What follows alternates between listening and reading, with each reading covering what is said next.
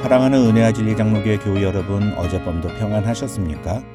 오늘도 하나님의 자녀가 누리는 놀라운 영적 축복을 소중히 여기며 그 축복에 합당한 삶의 모습을 지켜나가는 하루가 되시기를 주님의 이름으로 축원합니다.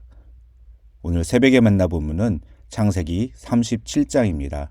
그 중에 18절로 36절을 제가 읽어드리겠습니다. 요셉이 그들에게 가까이 오기 전에 그들이 요셉을 멀리서 보고 죽이기를 꾀하여 서로 이르되 꿈꾸는 자가 오는도다.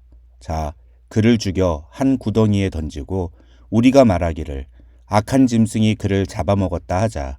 그의 꿈이 어떻게 되는지를 우리가 볼 것이니라 하는지라.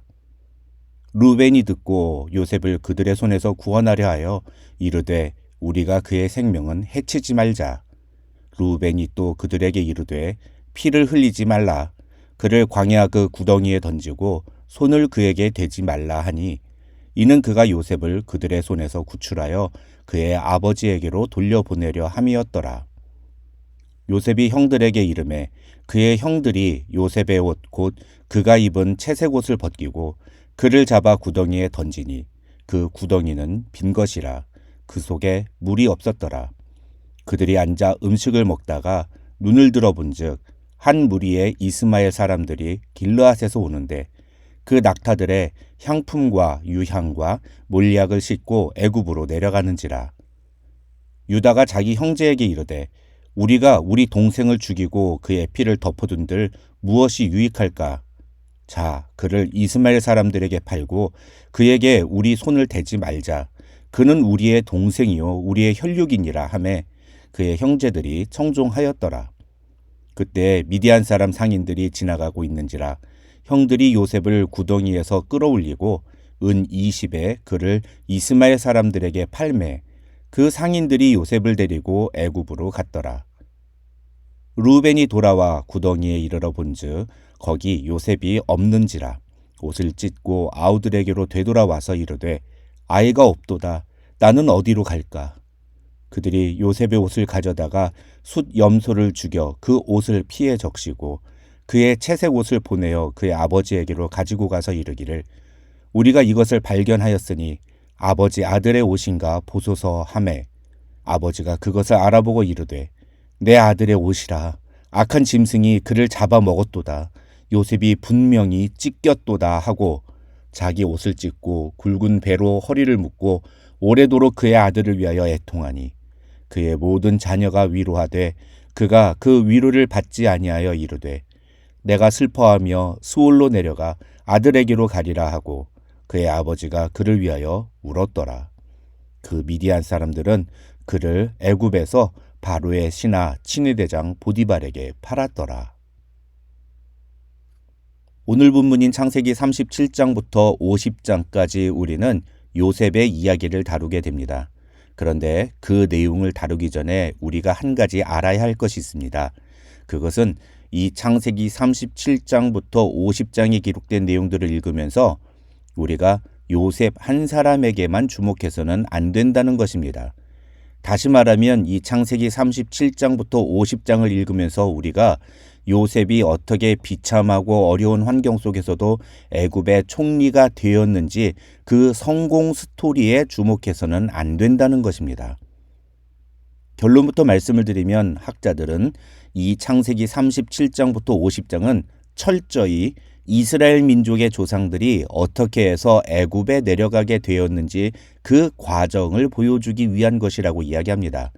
그러니까 이 창세기 37장부터 50장까지의 주인공은 분명히 요셉이 맞지만 그 내용의 목적은 요셉을 보여주는 것이 아니라 야곱의 12아들들을 비롯한 이스라엘 민족이 어떻게 애굽으로 내려오게 되었으며 그 과정에서 하나님이 어떻게 그들을 인도하셨는지를 이야기하는 것이라는 겁니다. 왜 이런 말씀을 드리느냐 하면 이 창세기 37장부터 50장까지의 내용을 다루면서 너무나 많은 사람들이 이 본문이 이야기하려는 진짜 내용과는 상관이 없는 어떻게 보면 부수적인 내용에 더 집착하기 때문입니다.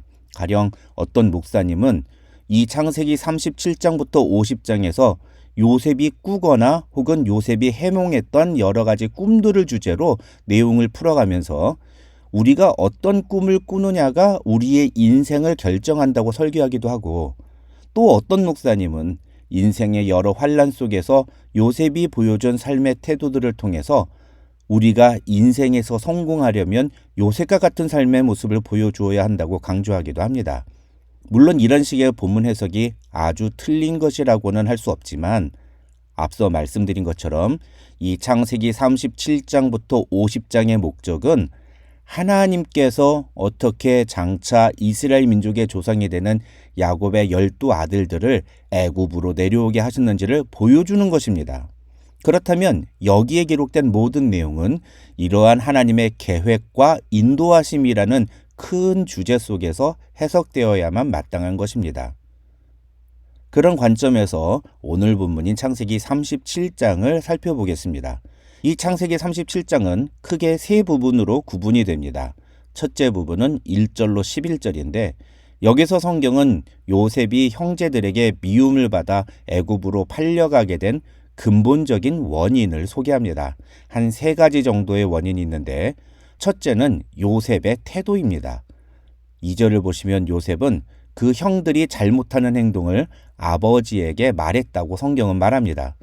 어떤 목사님은 이것을 고지식하고 불의를 용납하지 못하는 요셉의 강직한 성품을 보여주는 것이라고 설명하면서 그리스도인들은 악한 일에 동조하는 태도를 갖기보다는 요셉처럼 그것을 바로잡으려고 노력해야 한다고, 그러다가 요셉은 형들의 미움을 받게 되었지만 결국 하나님이 쓰신 사람은 요셉이었음을 우리는 잊지 말아야 한다고 이야기합니다. 요셉이 형들에게 미움을 받게 된 두 번째 이유는 아버지의 일방적인 편애입니다. 3절을 보시면 요셉은 야곱이 노년에 얻은 아들이므로 이스라엘이 여러 아들들보다 요셉을 더 사랑했고 그래서 자신의 상속자임을 의미하는 채색 옷을 지어 입혔다고 성경은 말합니다. 실제로 요셉은 야곱이 91세에 낳은 아들이었습니다. 게다가 요셉은 라헬이 낳은 아들이었습니다. 그러니 야곱의 입장에서는 요셉을 더 사랑하는 것은 당연한 일이었을 겁니다. 하지만 이러한 야곱의 편애는 결국 요셉을 곤경에 빠뜨리게 되고 형제 사이에 있어서는 안 되는 비극의 이유가 되었습니다. 4절을 보면 요셉의 형들은 아버지가 요셉을 자신들보다 더 사랑하는 것을 보고 요셉을 미워하여 요셉에게 좋게 말할 수 없었다고 성경은 말합니다. 세 번째 이유는 바로 요셉이 꾼 꿈 때문이었습니다. 5절을 보면 요셉이 꿈을 꾸고 자기 형들에게 말하며 그들이 그를 더욱 미워하였더라고 성경은 말합니다. 그래서 12절로 28절을 보면 요셉의 형들은 요셉을 죽이기로 결심을 하다가 마음을 바꿔서 요셉을 미디안 상인들에게 팔아버립니다. 이 장면이 바로 오늘 본문의 두 번째 내용입니다. 이 12절로 28절에서 우리가 주목해야 하는 것은 18절로 20절입니다. 요셉이 형들을 찾아오자 그 형들은 요셉을 멀리서 보고 죽이기를 꾀하여 서로 이렇게 말합니다. 꿈꾸는 자가 오는도다. 자, 그를 죽여 한 구덩이에 던지고 우리가 말하기를 악한 짐승이 그를 잡아먹었다 하자. 그의 꿈이 어떻게 되는지를 우리가 볼 것이니라. 한 가지 재미있는 사실을 미리 말씀드리면 나중에 창세기 42장에 가면 이 18절로 20절에 나오는 내용이 다만 위치만 바뀌어서 고스란히 반복됩니다. 창세기 42장에서는 요셉이 자신을 찾아오는 형들을 보고 그들을 죽이기로 꾀하며 말을 하는 장면이 나옵니다. 어쨌든 요셉의 형들이 요셉을 미워하는 것은 충분히 이해할 수 있습니다. 그러나 아무리 그래도 그렇지 어떻게 동생을 죽이려고까지 할 수 있는 걸까요? 물론 루벤이나 유다는 어떻게든 요셉의 목숨만은 살리려고 애를 썼던 것 같습니다. 하지만 그것은 결국 나머지 형제들은 진짜로 요셉을 죽이려고 했다는 것을 보여주는 반증이라고 할 수 있습니다. 도대체 형제들이 왜 이렇게까지 하는 것일까요? 어떤 목사님은 이 질문에 대해서 결국은 군중 심리가 그들을 그렇게 만들었다고 해석하기도 합니다.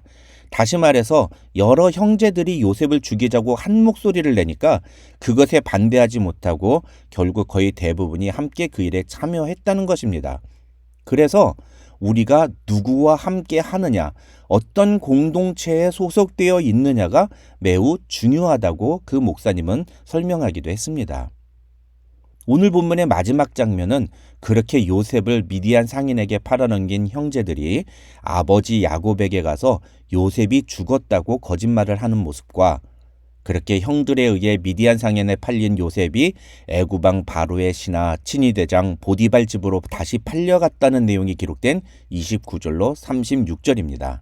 이 장면에는 애통하고 슬퍼하는 세 사람의 모습이 등장하는데 첫째는 요셉이 구덩이에서 사라지고 없는 상황에 절망하는 루벤의 모습이고 둘째는 사랑하는 아들 요셉이 들짐승에 의해 죽임을 당했다고 믿은 아버지 야곱의 모습이고 마지막은 애통하거나 절규하는 모습은 기록되어 있지 않지만 그 내면에 절망과 눈물과 슬픔이 가득했을 요셉의 모습입니다.